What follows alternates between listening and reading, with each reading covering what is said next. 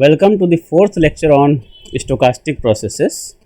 In this lecture, we will see about Markov chain and some of related definitions, and one important result, which is Chapman-Kolmogorov equations.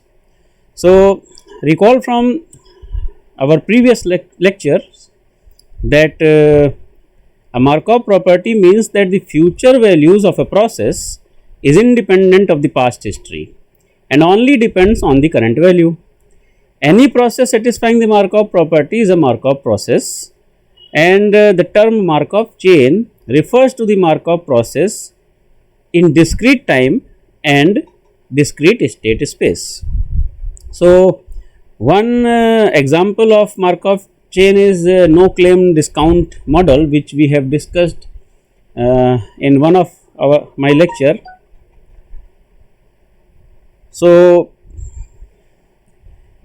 mathematically, a Markov chain is a sequence of random variables x0, x1, x2, xn, with the following property. Probability that xn is equals to j, given that x0 is equals to I0, x1 is equals to I1, xm minus 1 is equals to im minus 1, xm is equals to I. This probability is equal to probability that xn is equals to j, given that xm is equals to I, and this is true for all integer times n and m, where n is greater than m, and it is true for all states I0, I1, im minus 1, I, j in the state space S. So, what it says? It says that if you consider the present state of the process, which is denoted by xm is equals to I, that means the current time is m and the state is I, the additional knowledge of the past, that means the past is represented here by x0, x1, xm minus 1, and the states are I0, I1, im minus 1 respectively. So, it says that given the present state of the process, additional knowledge of the past is irrelevant for the calculation of the probability distribution of future values. So, this equation actually says this, because it says that if you consider this is current and this is the past, then your future will only depends upon the present, not with the past. Okay. So, it means that if you know this right hand side probability, that probability that xn is equals to j, given that xm is equals to I, then it is sufficient to understand the process. So, these probabilities are very important and they are known as transition probabilities. So, the key objects for the description of a Markov chain are the probability that xn is equals to j, given that xm is equals to I, which we will denote by pij mn. So, we call them transition probabilities, and these probabilities actually represent, if you see, pij mn is probability that xn is equals to j, given that xm is equals to I. So, this is the probability of being in state j at time n, having been in state I at time m. So, being in state j at time n, having been in state I at time m. So, if I take n is equals to m plus 1, then these probabilities are known as one step transition probabilities. That means you are just moving one step ahead. So, currently you are at time m and then you are interested in at time m plus 1. So, that is one step transition probabilities. So, we can say that probability that xm plus 1 is equals to j, given that xm is equals to I, which is equals to pij m comma m plus 1. So, these probabilities represents the one step transition probabilities. So, it gives you the transition from state I to state j in one step. Okay. So, since Markov chain says that it only depends upon the present value, so we can intuitively say that if we know all such probabilities means all such one step transition probabilities, then we should be able to calculate any long term transition probability from time m to time n which is greater than m by considering a sequence of such one step transitions. Why we can do this? Because of using Markov property. So, this intuition can be deduced from the famous Chapman-Kolmogorov equations. So, our next thing is we are going to discuss what are Chapman-Kolmogorov equations, and we will see the proof of Chapman-Kolmogorov equations. So, the transition probabilities of a Markov chain obeys the Chapman-Kolmogorov equations, which is actually Pij Mn is equals to summation k belongs to sample space S, Pij Ml Pkj Ln for all states I j in S and all integer times m less than or equal to L less than or equal to n. So, what it says if you are moving from state I to state j from time m to n, then it can be represented by this summation of the product of these probabilities. So, we will see the proof of this. So, before giving a proof of this result, we must clear ourselves about its interpretation. So, what it says that we can split any path between time m. If you see here, there is a path from at time m to time n. Okay. So, we can split this path into two parts by introducing some fixed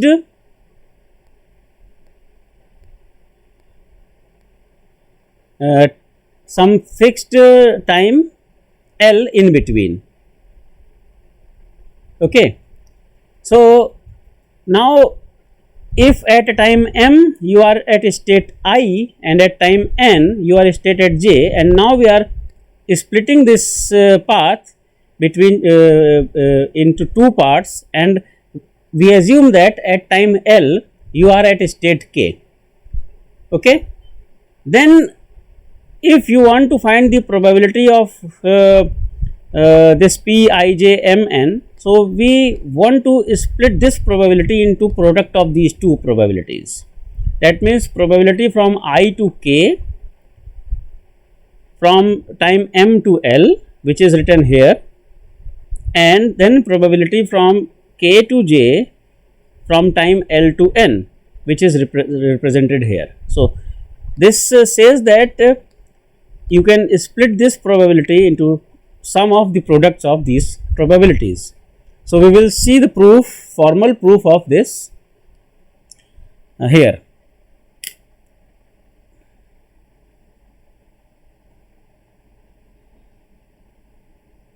So, we will actually use the two things. One is the Markov property, another is the theorem of total probability. So, we know that if A1, A2, we know that if A1, A2, A3 dot are mutually exclusive and exhaustive events, that is union of AIs is omega and ai intersection aj is phi for all I not equal to j. Then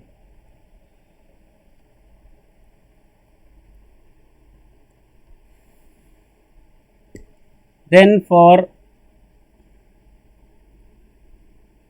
any two events B and C, we have excuse me, probability that B given C is summation k from 1 to infinity, probability that B given C comma ak into probability that ak given C. So, this is actually theorem of total probability in its conditional form. So, we will use this result and the Markov property. So, we start now our proof. So, we can say that this P I j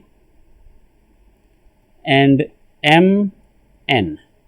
What is this? This is probability that x n is equals to j given that x m is equals to I. So, now if you define your B as x n is equals to j and your C as x m is equals to I and your a k as x l is equals to k. Okay. So, if we define this way, then what is this? This x n is equals to j is our B and this x m is equals to I is our C. So, this is probability B given C. So, by this equation we can write it down summation k. Now, k belongs to S actually. S means what are the possibilities for k. So, k can be anything from the state space. Now, this can be written as probability that B given C comma ak. So, B will be as it is, that means x n is equals to j given C, C is x m is equals to I. Now, you have ak which is x l is equals to k and this is multiplied by probability that ak is x l is equals to k given that C, what is C? C is x m is equals to I. So, now we have used theorem of total probability in its conditional form here. Now, we will use the Markov property. So, you know that this was the relationship that M and then L and then N, this was there. So, now if I focus on x m is equals to I and x l is equals to k and we want to predict x n is equals to j, that means this is your past, this is your present and this is your future. So, by Markov property this only depends upon this future, that means x n is equals to j, this will only depends upon current, that means present state, which is this, and this probability x l is equals to k given that x m is equals to I will be as it is. So, what it gives you? This is probability k belongs to S and this is what? This is you are moving from state k to state j from time L to time N. Something I have written something wrong.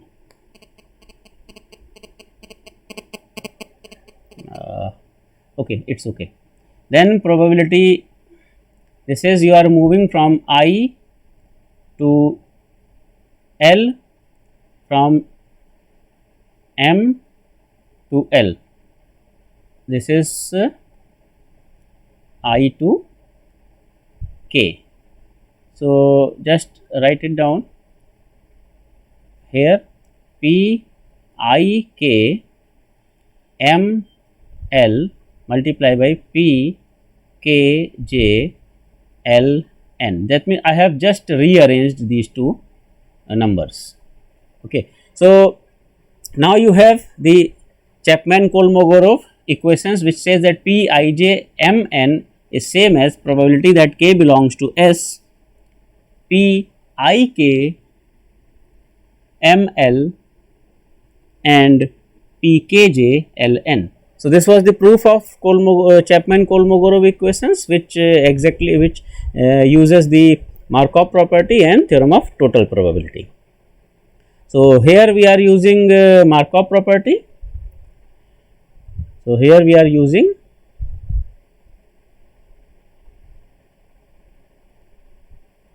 Markov property. So at this step we are using Markov property, and here we are using theorem of total probability, using theorem of total probability.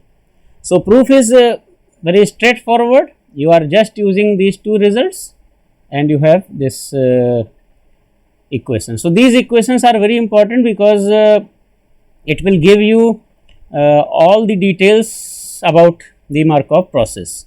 So using these equations, what we can do actually? So we will see what we can do. So I'll just write it down, that this, so these Chapman-Kolmogorov equations allow us to calculate, so the Chapman-Kolmogorov equations allow us to calculate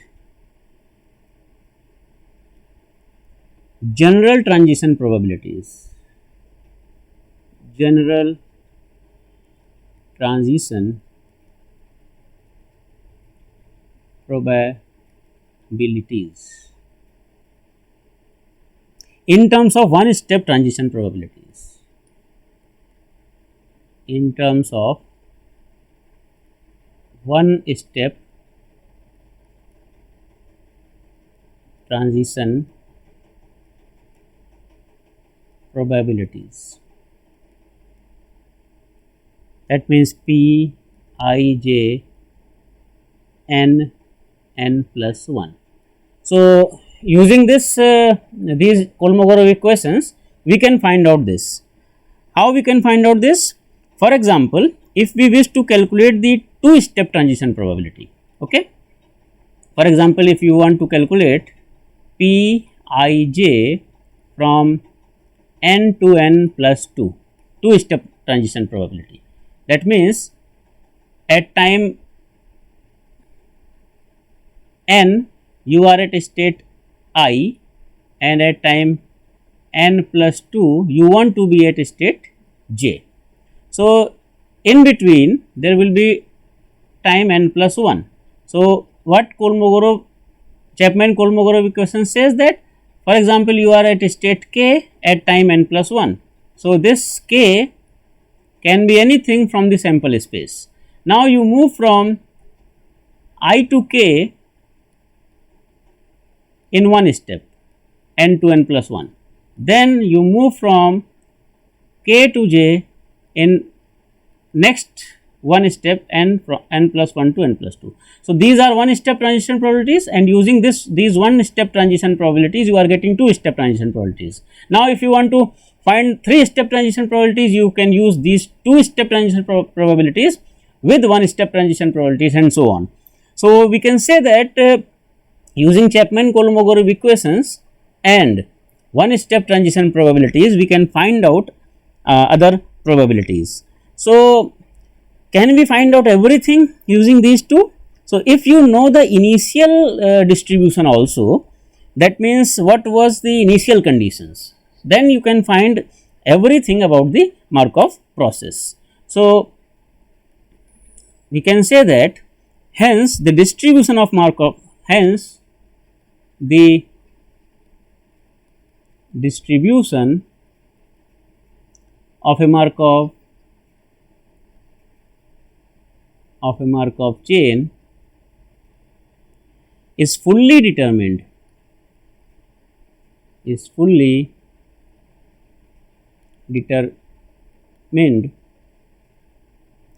once the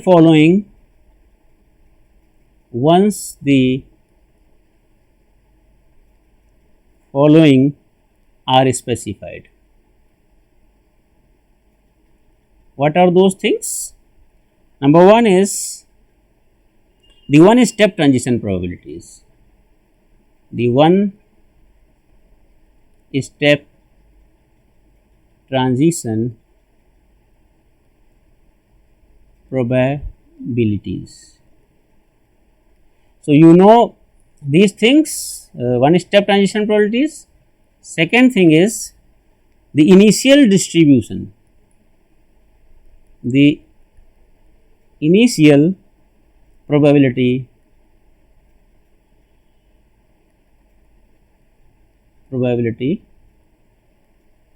distribution. That means you must know what is the probability that at the time 0 you are in state k. So, if you know these two things, you can find out the other probabilities related to a Markov chain. So, for example, you want to find out this probability that x naught is I naught, x1 is I1 and xn is In. So, using Chapman-Kolmogorov equation and Markov chain, a Markov property and these two things, we can easily find out that this will give us q I naught. That means you start with initially you start from the state I naught, then from state I naught you will move to state I1. That means this one step transition probability, then from I1 you move to I2 and so on. At last you can say that from I n minus 1 you are moving towards I n from time n minus 1 to time n. So, it is therefore convenient to use these things and we can find out the related probabilities.